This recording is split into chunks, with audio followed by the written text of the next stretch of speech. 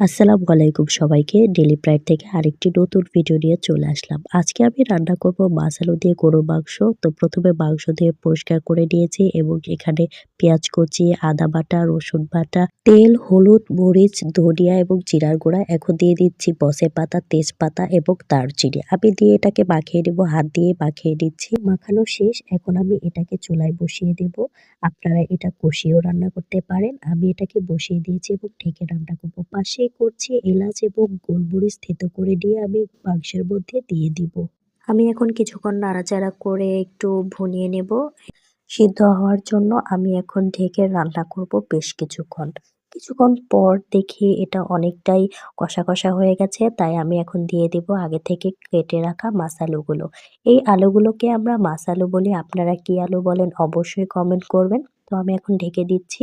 আর এটা প্রায়ই সিদ্ধ হয়ে গেছে। আমি এখন এখানে ঝোলের জন্য পানি দিয়ে দিব। এখানে কিন্তু গরম পানি ইউজ করতে হবে, ঠান্ডা পানি দেওয়া যাবে না। ঝোলটা আমার গাঢ় হয়ে গেছে। এখন আমি এটাকে নামিয়ে নেব। তৈরি হয়ে গেল মাছ আলু দিয়ে গরুর মাংস। সবাই ভালো থাকবেন। দেখা হবে নেক্সট ভিডিওতে। আল্লাহ হাফেজ।